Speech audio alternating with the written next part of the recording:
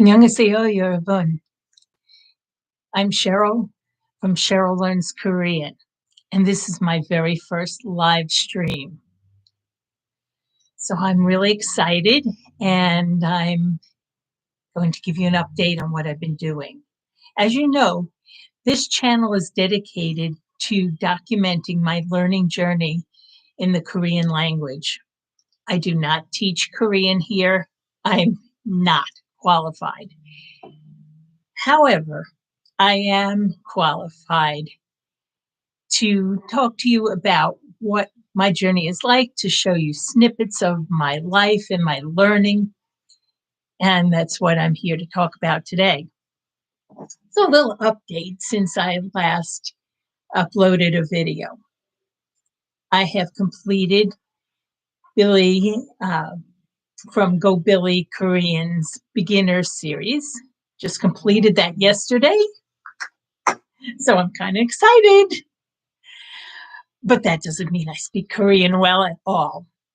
In fact, all it means is that I've gained some minimal skills in Korean that I now need to solidify and continue to practice, because I've proven through the exercises that I've done and all the work that has gone into this that I can understand the concepts.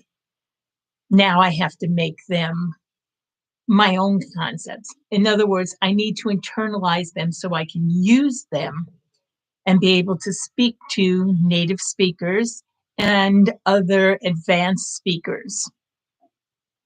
So that's where I'm at. And I'm pretty excited. It's been a lot of work. It's been very stressful. And I've talked in previous videos about being an older learner. For those who might be new to my stream, I'm 59 years old currently, and I started learning Korean a year ago. Korean is not my first language, besides my native language of clearly English. I also, as a teenager, learned Spanish. So I know a little bit about what it's like to learn a language, but this time it's been a very different experience. Spanish came easily. I was a lot younger. I didn't have any real responsibilities other than to go to school and learn. If only that were the case today. I'd probably be a lot better at Korean if all I had to do in my life was learn. But for many of us, particularly those of us who are a bit older, we have other responsibilities, and learning a language can be more of a challenge as your life becomes fuller with more responsibilities. So it really has been a bit stressful and quite the challenge. But if you want something enough, and if you believe that this is valuable to you, and I believe it's valuable to me, you can do it. Nothing is impossible. Many years ago, I did a fire walk, and something that I think most people who have done fire walks rather, have heard. I have walked on fire. I can do anything. Sometimes it's hard to believe. But right across the room from me right now, I can see the picture of myself and the person who was leading the fire walk as I walked on those hot coals. If I could do that, I can learn Korean. So, what am I doing moving forward? Well, I'm hoping to do a lot more live streaming. It's going to be a little rough, a little shaky, and probably filled with an awful lot of Korean mistakes. But one of my main goals in learning Korean is to be able to speak to native speakers. I have a bucket list item to go to Korea. And when I'm there, to speak only Korean. It's going to be a lot of work. However, the best way for me to do that is to keep practicing speaking Korean. Now, in a previous video, I mentioned that I have speaking anxiety only in Korean. Perfectly fine in English, can talk in front of groups of people without hesitation. I can talk to people in Spanish. I don't speak Spanish every day, but when I meet somebody who does speak Spanish, I can have at least a mild conversation with them. We're not going to talk about astrophysics, but I can get by. Korean has proven to be a lot more difficult, but I'm working on it. How am I working on it? I'm working on improving my grammar skills, increasing my vocabulary, just a little right now, because the grammar for me is the more important half of that balance between grammar and vocabulary. I'm picking up the vocabulary as I learn the grammar. And that's working for me. Will it work for you? Possibly. I think it makes logical sense that rather than having thousands of words memorized, but not knowing how to put those words together into sentences that you can use and be clearly identifiable by other people is perhaps not the best use of your time and effort. But if you have the grammar, if you know how to make sentences to form various verb tenses, then you can start adding in the vocabulary, and the vocabulary becomes more brilliant, more bright, more meaningful. And then to me, that makes sense. And I think everybody has to look at their learning style and decide what does work for them. So I am continuing to take lessons with Billy. I have been doing one-on-one lessons with him. And I'm excited to move into this next phase. I'm also making friends on a language exchange app called Tandem. There are others besides that. So go with the one that you want. I picked Tandem, and I'm making some good friends there. On top of that, I'm using italki, which is a platform to work with tutors. Some are certified as teachers, some aren't. The ones I'm working with are not certified because I'm not looking for somebody to teach me grammar. That's where Billy comes in. He's excellent at it. I'm looking for someone who's a native speaker to just have conversations with, to learn new phrases, because like in any language, what you learn in a textbook might not be what you hear on the street. I'm a New Yorker, a native speaking person in English. And if someone who did not speak English came here, they would hear phrases and idioms that would probably make no sense because they are specific to being an American, to being a New Yorker.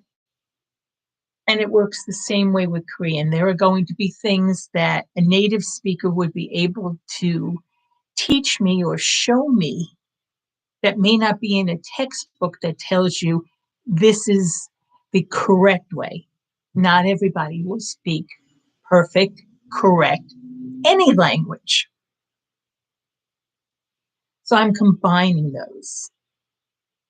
My intention moving forward is also to increase my reading and speaking. And when I say reading right now, I'm not reading for content to understand. I'm reading, and particularly reading out loud, so that I can speak better, so that I can look at words and know what they are, maybe not know the meaning per se, but be able to pronounce them, to understand all the rules, like sound change rules and diphthongs, and just the basics. The basic consonants and vowels, I've got those. The diphthongs, the double consonants, the sound change rules, I kind of know them, but I'm not fully comfortable in them yet. So I need practice. It takes time. And that's where I'm headed. The reason I'm doing today's live stream is to introduce what I'm going to be doing moving forward. Yes, I do plan to do some pre-planned videos. I tend not to script my videos.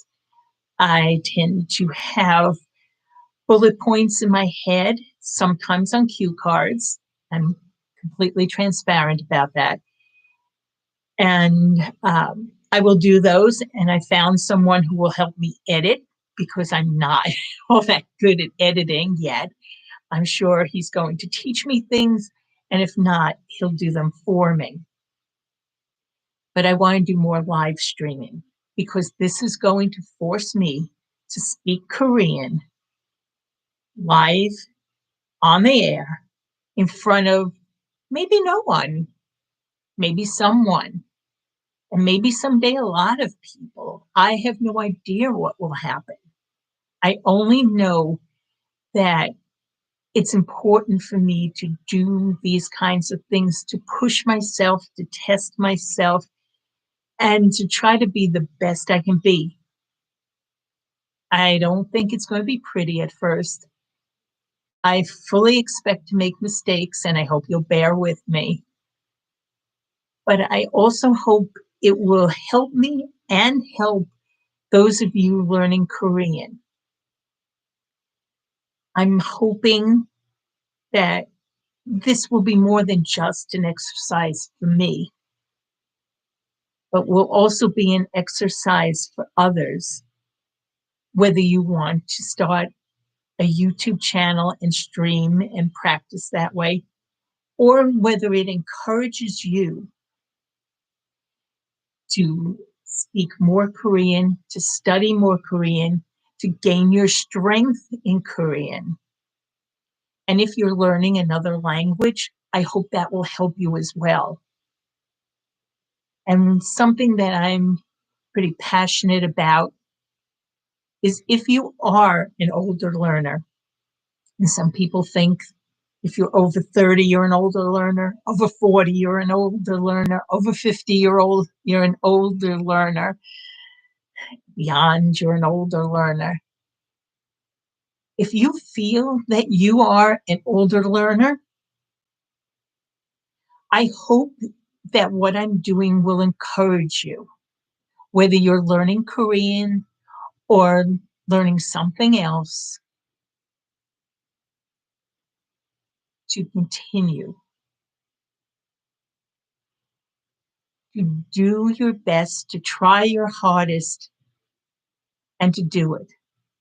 On a previous video, I talked about one of my other reasons for learning Korean. At 59 years old, I don't want to lose my mental acuity. I've always had learning be pretty easy. It's always come quite simply for me. Korean has been a challenge that I've never faced in my entire life. and I'm facing it now. I'm facing it publicly, and I'm facing it not just for myself, for my brain health.